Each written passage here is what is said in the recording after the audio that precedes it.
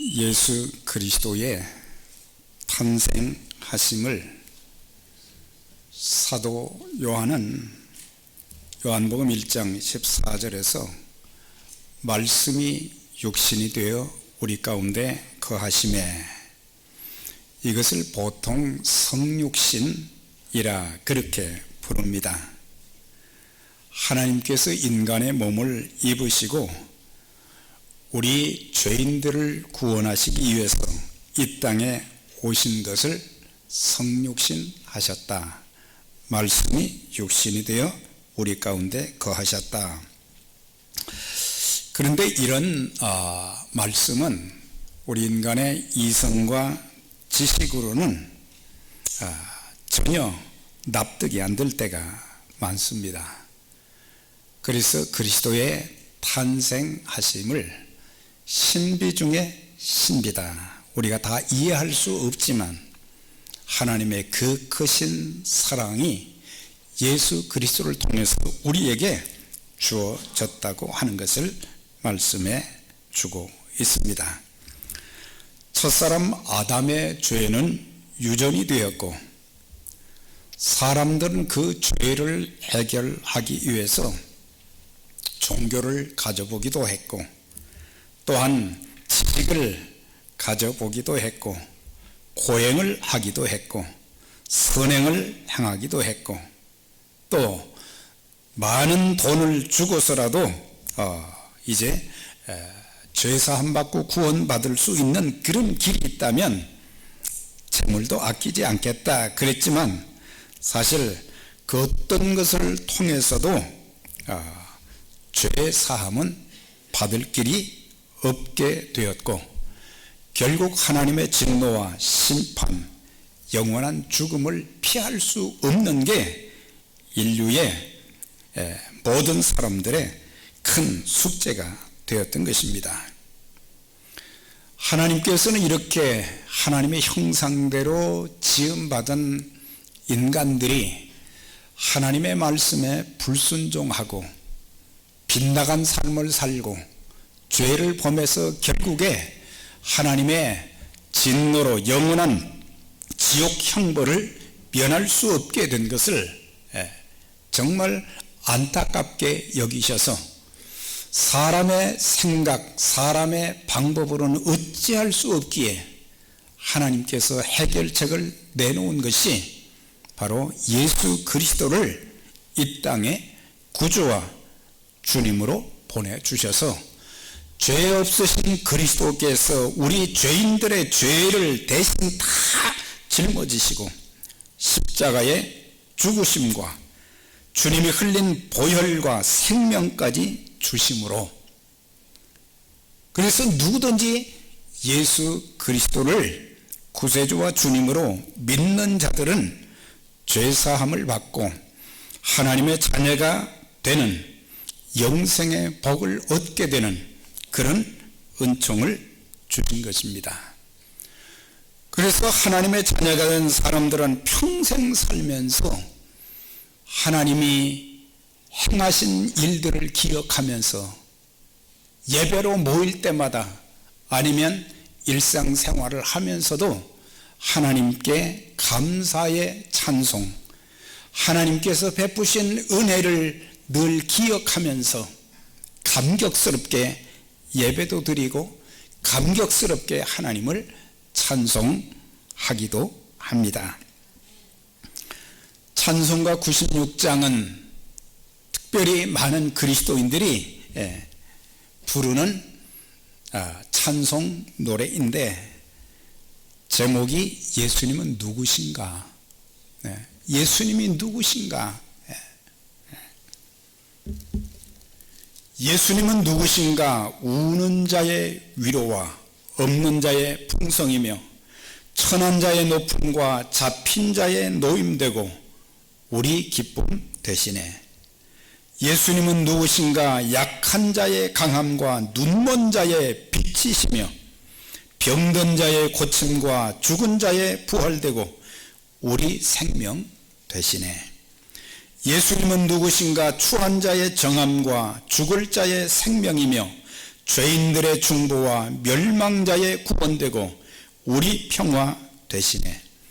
예수님은 누구신가? 온 교회의 머리와 온 세상의 구주시며 모든 왕의 왕이요 심판하실 주님 되고 우리 영광 되시네.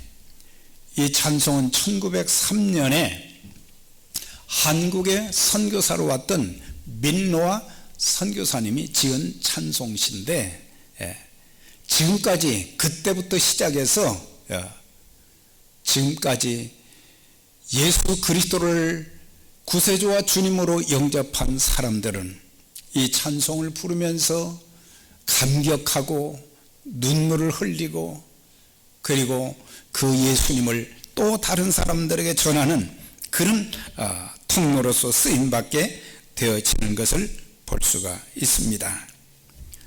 또한 그리스도인들은 예수님 만나고 나서 하나님의 사랑이 얼마나 크고 놀라운가를 깨닫고 나서는 주 예수보다 귀한 것은 없네, 이 세상 부귀와 이 세상 명예와 이 세상 행복과 바꿀 수 없네. 세상에 좋은 것들이 많지만 예수님처럼, 예수님 그분이 가지신 그 어떤 것을 세상에서 우리는 찾을 수가 없게 되는데, 예수 그리스도의 인류를 구원하시기 위해서 이 땅에 탄생하심에 대해서 구약 성경은 선지자들을 통해서 끊임없이 예언했던 것을 볼 수가 있습니다. 창세기 3장 15절에 보니까 내가 너로 여자의 후손과 원수가 되게 하고 너의 후손도 여자의 후손과 원수가 되게 하리니 여자의 후손은 내 머리를 상할 것이요 너는 그의 발꿈치를 상하게 할 것이니라. 3장 15절을 보통 원시복음이다 그렇게 말하고 있어요. 최초의 복음이라 그렇게 말하기도 합니다. 여기서 여자의 후손이라는 것은 남자의 도움이 없이 순수한 동정녀에 의해서 잉태되어 인류의 구속자로 오실 예수 그리스도를 여자의 후손이다 그렇게 말을 했어요. 또한 뱀의 후손이라는 것은 장차 멸망하게 될 사탄과 그의 추종 세력들을 뱀의 후손이라 그렇게 표현하고, 사단이 여자의 후손 곧 예수의 발꿈치를 상하게 한다고 하는 것은 예수님을 십자가에 못 박혀 죽이는 일을 마귀가 했다고 하는 거죠. 장차 그렇게 또 할 것이다 라고 하는 거죠. 그런데 그 다음 말씀이 중요하죠. 여자의 후손은 뱀의 머리를 상하게 한다 그랬어요. 이것은 예수님께서 죽은 자 가운데서 사탄은 예수 그리스도를 십자가에 죽이면, 못 박혀 죽이면 끝난다고 생각을 했지만 하나님께서는 예수님을 죽은 자 가운데서 다시 살리셔서 부활하시어 그 다음에 하늘의 보좌에 앉으시며 장차 마귀와 적그리스도, 거짓 선지자, 마귀를 추종하는 모든 세력을 지옥불에 던짐으로 인해서 마귀의 역사는 끝이 난다. 그래서 복음의 진수가 창세기 3장 15절을 통해서 모세를 통해서 이렇게 예언했던 것을 볼 수가 있습니다. 예수님 탄생 700년 전에는 이사야 선지자를 통해서 그리스도에 대해서 이렇게 예언을 했습니다. 주께서 친히 징조로 너희에게 주실 것이라. 보라, 처녀가 잉태하여 아들을 낳을 것이요. 여기서 동정녀를 말하는 것입니다. 동정녀를 통해서 아들을 낳을 것이요 그 이름을 임마누엘이라 하리라. 그래서 700년이 지나고 난 이후에 마태복음을 통해서 이 내용을, 구약에 있는 말씀을 그대로 인용한 것이 마태복음 1장 21절 이하에 이렇게 쭉 있습니다. 500년 전에, 그리스도의 탄생 500년 전에 미가 선지자는 예수님이 베들레헴에 탄생하실 것을 또 예언했어요. 베들레헴 에브라다야, 너는 유다 족속 중에 작을지라는 것은 베들레헴 자체가 작은 시골 도시라고 하는 것도 표현이 되지만, 더 중요한 것은 예수님이 탄생하신 곳은 마구간이었다. 예수님이 탄생하시고 말구 위에 누이셨다. 천한 곳에서, 그곳에서 이스라엘을 다스릴 자가 내게서 내게로 나올 것이라. 그의 근본은 상고의 태초니라. 예수 그리스도는 바로 영원전부터 계셨던 하나님이신데, 그분이 인간의 몸을 입고 이 땅에 오셔서 죄인들을 대신해서 십자가를 지시고, 그래서 하늘 보좌를 버리시고 오신 것은 바로 죄인들을 구원하시기 위해서, 저와 여러분들이 지옥 형벌에 처해지고 영원한 지옥벌에서 고통당할 것을 안타깝게 여기셔서 장차 하나님께서는 구원의 계획으로 예수님을 보내주심으로 구원시키겠다고 하는 그런 예언인 것을 보게 되는데, 그런데 이제 복음서에 와가지고 특별히 두 사람에게 천사를 통해서 예수님이 동정녀의 몸으로 마리아의 몸을 통해서 탄생할 것을 말씀을 해 주었어요.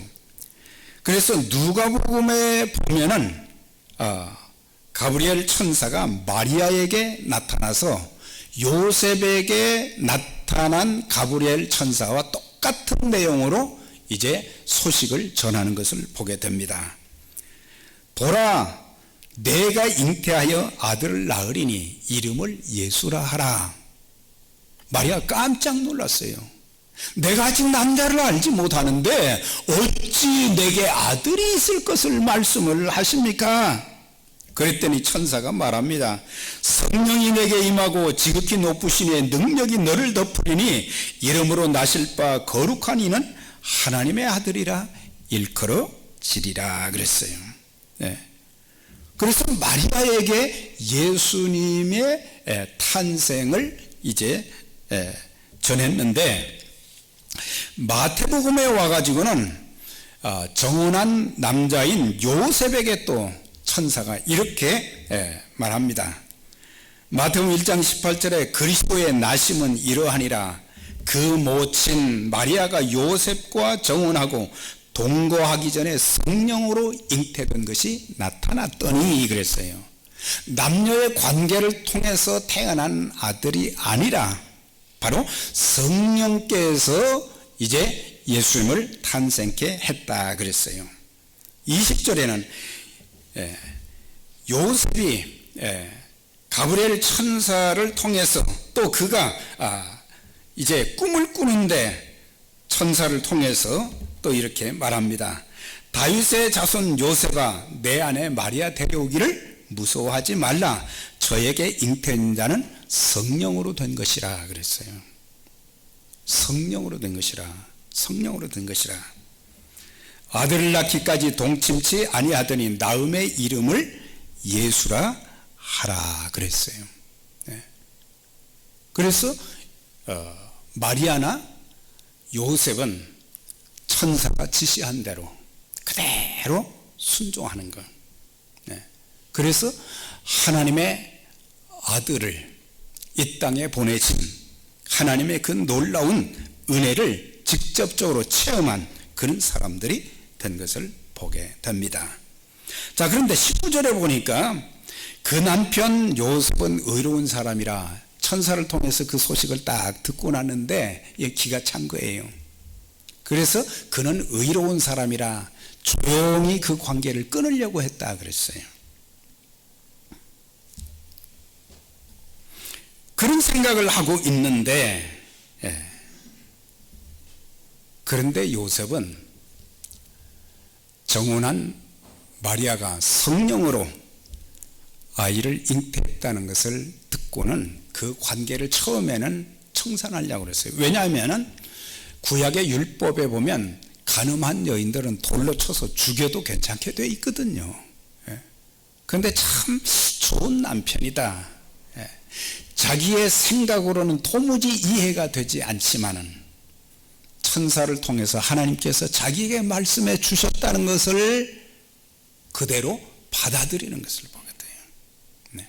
신앙이라는 자체가 예수를 믿으면 죄사함 받고 구원받는다는 것, 천국 간다는 이게 세상 지식으로는 잘 이해가 되지 않지만은 하나님께서 말씀하신 것이 성령님을 통해서 내게 믿어지는 거예요. 이런 은혜가 평생 여러분들에게 계속되시기를 주의 이름으로 축원합니다. 아무리 성경의 내용을 들어도 내게 주시는 말씀으로 깨달아지지 아니하고 믿지 않으면 나와는 아무 상관도 없고 하나님의 그 기적과 능력을 우리는 체험할 수 없다고 하는 것입니다. 그래서 마리아와 요셉은 하나님의 구원 계획에 귀하게 쓰임 받았다는 것을 우리가 알 수가 있어요. 그렇다고 해서 이 요셉이 높아져도 안 되고 마리아가 또 높아져도 안 되고, 가톨릭에서는 예수님과 마리아를 동격으로 생각을 하고 있잖아요.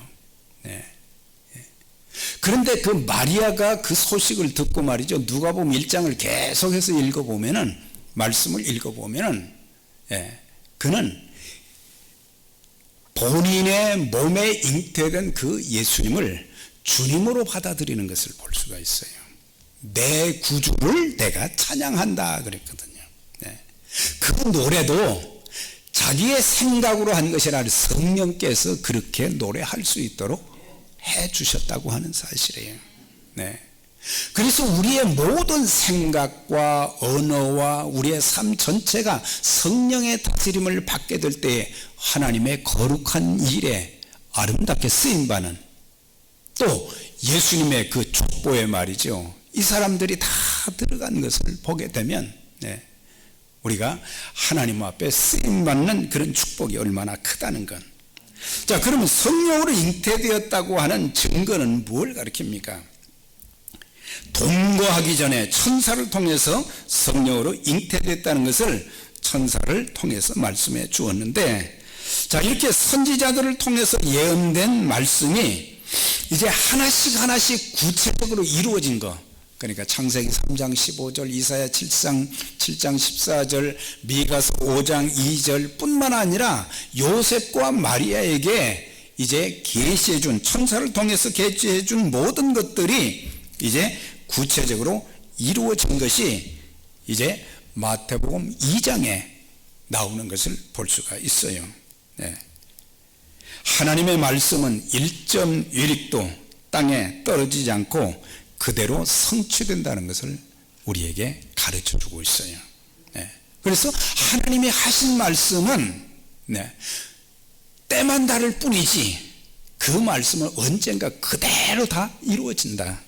시대의 역사도 그대로 이루어져 가고 있고, 또한 내게 주신 그런 말씀도 있잖아요. 하나님이 내게 주신 그 말씀들이 기도해도 응답이 안 되는 것 같은데 조금 지나고 보면은 하나님이 이렇게 응답해 주셨구나, 이렇게 은혜를 주시고 이렇게 인도해 주시고 이렇게 문제를 풀어 주시는구나,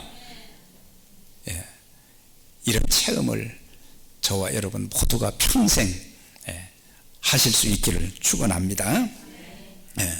구원에 대한 약속이, 죄의 심판과 지옥에 대한 약속도, 순종한 자에게 축복하신다는 약속, 기도하면 응답해 주신다는 약속, 또한 머지않아서 그리스도께서 이제 이 땅에 다시 오신다는 그 약속도 반드시 이루어지게 되는 것을 볼 수 있게 될 것입니다. 자, 그러면 왜 성령으로 동정녀의 몸에서 나게 하셨을까? 그것은 모든 사람들이 죄인이기 때문입니다. 죄인이 어떻게 죄인을 대신해서 죄 문제를 해결해 줄 수 있겠어요? 오직 성령으로 잉태되신 예수 그리스도, 그분에게는 죄가 없으시기 때문에 그분은 죄가 없는 거예요. 베드로전서 2장 22절에 저는 죄를 범치 아니하시고 인간의 몸을 입으셨으면서도 그러면은 그 정도 되면은 죄를 범하셔야 되는데 죄를 범하신 일이 없으시다. 베드로전서 3장 18절에도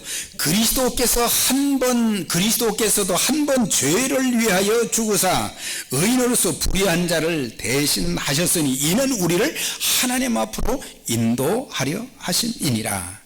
그분이 죄 없으신 분이 모든 죄인들의 죄를 다 둘러쓰시고 십자가에 죽으심으로, 구약시대 때는 죄사함 받기 위해서 계속 짐승을 드렸지만 한 번 그분이 단번에 십자가에 죽으심으로 말미암아 더 이상 우리는 이제는 다른 제사, 다른 제물이 필요 없는 거예요. 예수 그리스도 그분이 속죄 제물이 되셔서 누구든지 이제는 그를 믿기만 하면 죄사함 받고 구원받는다는 것을 우리에게 확실히 말씀해 주신 것입니다. 자, 이제 중요한 것은 구약의 예언이 신약에 와서 이루어졌습니다. 죄 없으신 그리스도께서 죄인들을 대신해서 죽으심으로 우리 죄가 사함받을 수 있다고 그랬는데, 오늘 21절에 보면 이제 요셉과 마리아에게 동일하게 천사를 통해서 말씀한 것이 바로 뭡니까?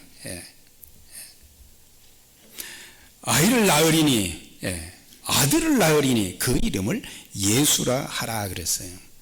유대인들은 어린아이가 태어나면 예수라는 이름을 그렇게 지키를 좋아했다는 거예요. 본래 예수라는 말은 여호수아라는 말에서 온 거예요. 여호수아, 구약의 여호수아. 그래서 예수는 구원한다, 그런 뜻을 가지고 있는데, 이제 21절에도 보면 자기 백성을 저희 죄에서 구원할 자다, 그렇게 말씀하고 있어요. 작게 볼 때는 유대인들이지만 크게 볼 때는 전 세계 모든 사람들이 다 하나님의 관점에서 볼 때는 자기 백성이라고 하는 거예요. 자기 백성들, 저희를 죄 가운데서 구원할 자가 바로 예수님이시다. 그래서 여기서 구원은 영혼의 구원이요, 지옥에서의 구원인 것입니다. 지옥 갈 영혼들을 천국으로 인도하기 위해서 당하신 고난과 죽음이셨는데, 그래서 다른 이로서는 구원을 받을 만한 다른 이름을 우리에게 주신 일이 없다. 그래서 예수님밖에 없어요.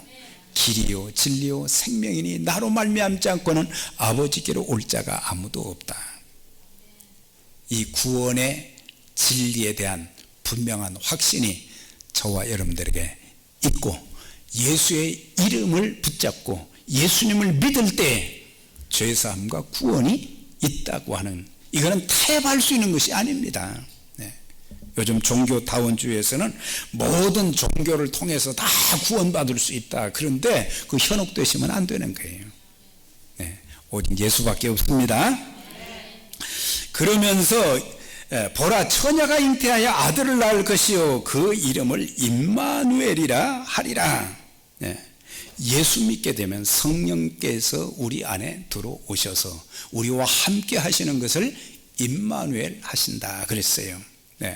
임마누엘은 성령께서 우리 안에 계심으로 이제는 우리가 하나님 나라 가는 그날까지 우리와 동행하신다.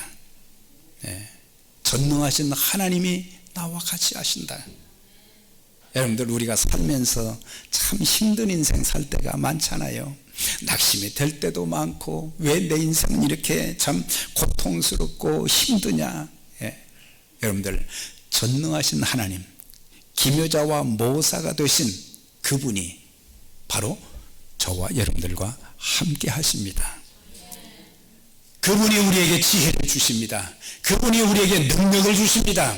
그분이 우리에게 길을 열어주십니다. 그분이 우리의 삶의 모든 문제를 치료해 주시고 해결해 주십니다. 임마누엘. 에녹이 300년 동안 하나님과 동행했다고 했는데, 저와 여러분들도 마찬가지로 평생 주님이 우리와 함께 하시고 우리에게 은혜를 주시고 우리에게 지혜를 주시고 우리에게 능력을 주시고 우리에게 모든 것을 감당할 수 있는 그런 힘도 주시고 승리하게 만들어 주실 줄 믿습니다. 자, 이제 중요한 것은 우리가 이제 성탄절을 맞이했는데 그리스도의 탄생에 대한 이해와 더불어 이제 성탄절을 통해서 우리가 무엇을 해야 되는가? 첫째는 아직도 예수님을 구세주와 주님으로 영접하지 못하는 자들이 있다면, 이런 복음이 있는데 아직도 믿지 못하는 이들이 우리 가족들 중에도 있을 수 있고 우리 이웃들 중에도 있을 수 있고 내가 기도하는 사람들 중에도 있을 것입니다. 그들을 위해서 기도하면서 혹시 이 자리에 참여한 분 중에 아직도 나는 예수님을 구세주와 주님으로 영접하지 못했다, 그렇게 생각되시는 분들, 주님, 저는 죄인입니다. 저에게 찾아오셔서 제가 예수님을 저의 죄를 대신해서 십자가에 달려 돌아가신 것을 믿습니다. 저에게 영생을 주시기 위해서 다시 사신 것을 믿습니다. 이제 그 예수님을 제 마음속에 모셔드리기를 원합니다. 성령님, 제 안에 들어오셔서 주인 되어주시고 제 평생의 삶을 인도해 주시고 저의 가정을 붙들어 주시고 저희 자녀들을 붙들어 주시고 저희 모든 평생의 삶을 하나님 아름답게 인도해 주세요. 그래서 하나님의 자녀가 되는 것. 그 다음에 성경에 보면 예수님의 탄생 소식을 들은 사람들은 모두가 다 예수님을 경배했습니다. 동방박사들도, 또한 들에서 양치던 목자들도 다 예수님 탄생하신 소식을 듣고는 그냥 끝난 게 아니에요. 기쁜 소식이다 그렇게 듣고 끝난 게 아니라 바로 그 아기 예수님께 찾아가서 경배를 드리고 예물을 드렸다고 그랬어요. 다시 말하면 예수 믿고 구원받은 사람들은 항상 따라와야 되는 것이, 평생 따라와야 되는 것이 예배 생활입니다. 크리스마스 때만 예배를 드리는 게 아니에요. 우리가 성탄절 예배를 드린다는 것은 내가 예수를 믿어 구원받았다는 신앙 고백이라 저는 생각합니다. 내가 예수를 믿습니다. 하늘 보좌를 버리시고 나의 구세주와 주님 되신 예수님을 내가 믿기 때문에, 구원받은 하나님의 자녀이기 때문에 나는 하나님께 예배를 드립니다. 예배의 삶이 돼요. 그리고 예수님은 하나님과 인간 사이에 막힌 죄의 담을 헐어주시기 위해서 이 땅에 오셨어요. 그래서 우리는 하나님과 나와의 관계 회복뿐만 아니라 사람들과의 관계에서도 하나 되지 못한 것이 회복되는 역사가 이 성탄절을 통해서 있기를 축원합니다. 그래서 우리가 이제 화해하고 화목하는 그런 모습, 가정에 화목이 있을 때 기쁨이 있을 수 있는 것이고 행복한 가정을 누릴 수 있잖아요. 그리스도의 몸된 교회의 아름다움이 어디가 있겠습니까? 그것은 바로 그리스도를 믿는 모든 사람들이 그리스도의 마음을 가지고 서로 화해하고 용서하고 하나 되는 것이다. 그러면서 우리는 이 동방박사들이나 또 목자들은 예수님의 탄생을 이제 직접 찾아가서 경배만 한 것이 아니라 그리고 계속해서 다른 사람들에게 전했다 그랬어요. 세상에 기쁜 소식이 많이 있지만은 우리의 구세주와 주님으로 이 땅에 오신 예수 그리스도, 그분의 탄생이야말로 가장 큰, 가장 아름다운 기쁜 소식인 줄 믿습니다.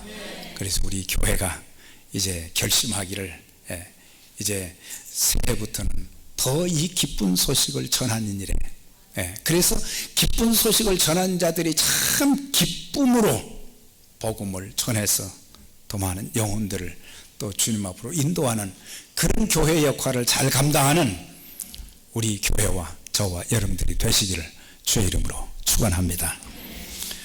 하나님 아버지 감사합니다. 저희들에게 이렇게 기쁘고 감격스러운 날을 주신 하나님, 이제 예수님을 구세주와 주님으로 모신 저희들 일평생 주님과 동행하게 하여 주시고, 주님을 닮아가는 자들이 되게 해 주시고, 주님의 뜻을, 주님의 복음을, 주님의 기쁜 소식을, 탄생의 기쁜 소식을 전하는 일에 귀하게 쓰임받는 교회와 우리 모두가 되게 해 주옵소서. 참으로 예수 그리스도로 말미암아 기쁨이 마음속에도 넘치고, 가정에도 넘치고, 교회에도 넘치고, 우리의 삶의 터전에도 예수님 때문에 기뻐할 일이 많은, 감격할 일이 많은, 감사할 일이 많은 그런 복된 믿음의 가족들 삶이 되게 하시고, 이 기쁜 소식을 땅끝까지 전하는 일에 우리 교회가 새해에도 더 아름답게 쓰임받도록 하나님 축복하시고 귀하게 사용해 주옵소서. 예수님의 이름으로 기도드려옵나이다.